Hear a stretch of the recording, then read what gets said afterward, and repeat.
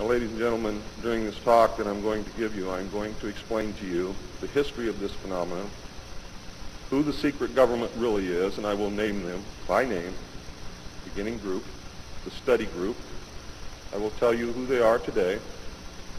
I'm going to tell you what this is all about. I'm going to tell you who's selling drugs to your children, and I'm going to tell you why the United States government is afraid for you to find out what the truth is regarding UFOs.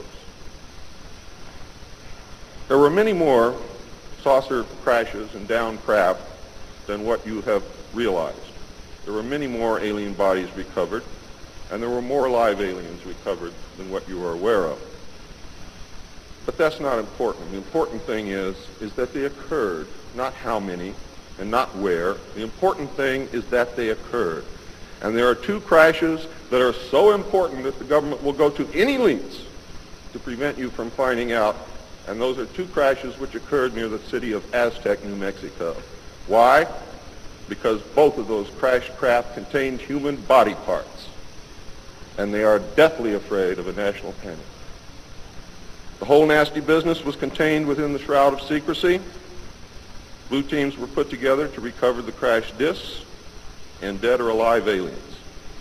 During these early years, the United States Air Force and the Central Intelligence Agency exercised complete control over the alien secret.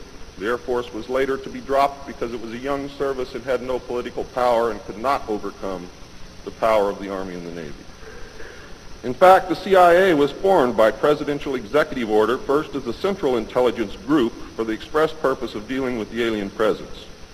Later, the National Security Act was passed, establishing it as the Central Intelligence Agency. The National Security Council was established to oversee the intelligence community and especially the alien endeavor.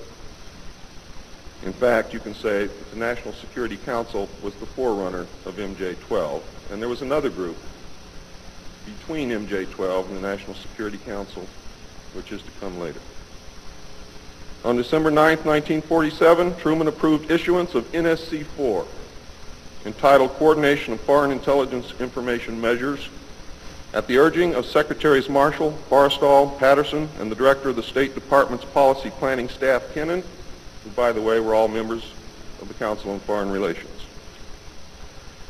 The Foreign and Military Intelligence Book 1, Final Report of the Select Committee to Study Governmental Operations with Respect to Intelligence Activities, United States Senate, 94th Congress, Second Session, Report Number 94-755, April 26, 1976, page 49 states, this directive empowered the Secretary of State to coordinate overseas information activities designed to counter communism. A top-secret annex to NSC-4, which was NSC-4 Alpha, instructed the Director of Central Intelligence to undertake covert psychological activities in pursuit of the aims set forth in NSC-4, and secretly was to run a psychological operation against the American public to hide the presence of UFOs and aliens.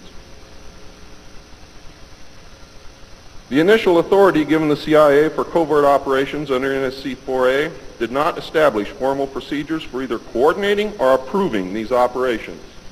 How many of you understand what I just said to you? Not too many. Let me explain it. What this means, the initial authority given the CIA for covert operations under NSC-4 Alpha did not establish formal procedures for either coordinating or approving these operations. That means they had to answer to no one. It means go do what you got to do. Don't bring any dirt back here because we don't want to see it. Just get the job done. Don't ask anybody. Don't report to anybody. That's exactly what it means. These actions established a buffer between the President and the information, and it's important that you understand this because it's important later. It was intended that this buffer serve as a means for the President to deny knowledge if leaks divulge the true state of affairs. That is to prevent the collapse of the government. If the President can stand up and say, I didn't know about it, the government can survive. If the President cannot say that, then you have a very, very dangerous situation indeed.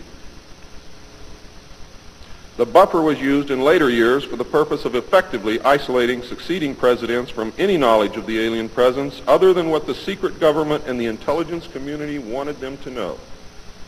Another NSC memo, NSC 10/5, further outlined the duties of the study panel. These NSC memos and secret executive orders set the stage for the creation of MJ-12 only 4 years later.